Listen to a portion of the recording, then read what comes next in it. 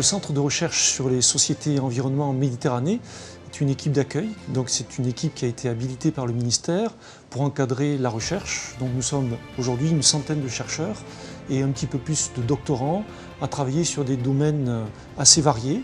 Donc nous travaillons par exemple sur tout ce qui est littérature française, catalane, anglo-saxonne et hispanique. Nous travaillons sur les sociétés dans leur territoire, donc la Méditerranée au premier chef, mais aussi les Méditerranées, puisqu'il y a un S dans notre Méditerranée du Crezem. Donc les Méditerranées, c'est le monde anglo-saxon, ce sont les Caraïbes, c'est le monde hispanique.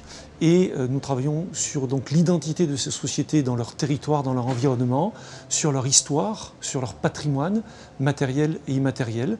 Donc c'est un ensemble très très vaste qui regroupe la quasi-totalité des disciplines dans le domaine des sciences humaines et sociales, donc arts, lettres et langues, sciences humaines, sociologie, histoire, anthropologie, etc. et sciences sociales, droit comparé, éco-gestion. Donc pour expliquer ce qu'est la recherche dans ces disciplines, c'est moins facile peut-être que pour des laboratoires de sciences où il y a du matériel et un lieu bien précis. Pour nous, nos chercheurs vont sur le terrain et le terrain de recherche, le territoire de recherche dépend de leur spécialité.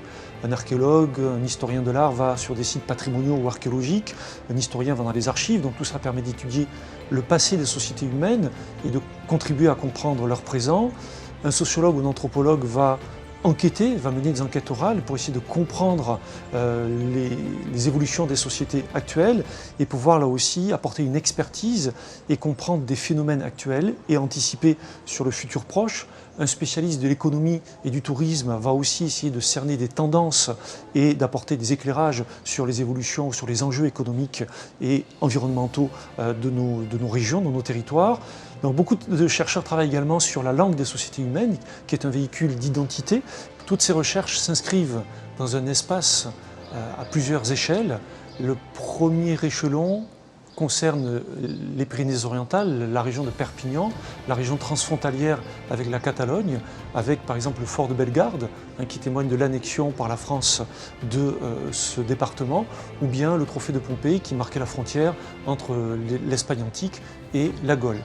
On travaille également sur des échelles plus larges avec la Méditerranée, en fond de paysages que l'on peut voir ici, avec des phénomènes de commerce maritime ou terrestre, des phénomènes aussi de migration depuis l'Antiquité jusqu'à nos jours. On peut penser plus récemment à la retirada, au camp de Rivesaltes, qui inscrivent dans notre paysage quotidien ces phénomènes historiques de plus longue portée.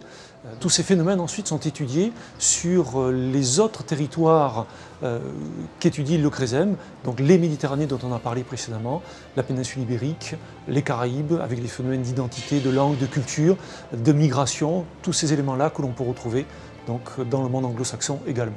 Donc, le Crezem développe également un volet de recherche plus original qui concerne l'interaction entre les sociétés humaines et leurs environnements au pluriel. Une des questions que l'on se pose, c'est par exemple, est-ce que la nature, telle qu'on peut la définir, une nature sauvage existe encore? Est-ce qu'elle n'est pas une construction culturelle? Et donc nos chercheurs interrogent ces éléments-là. Je voudrais finir peut-être en évoquant un des plus anciens textes des cultures méditerranéennes, qui est l'Odyssée d'Homère, où Ulysse se promène dans un paysage rempli de monstres, de dieux et des héros qu'il découvre. Eh bien, les chercheurs sont un peu des Ulysses modernes, où ils essaient, avec des méthodes contemporaines, de comprendre leur environnement immédiat.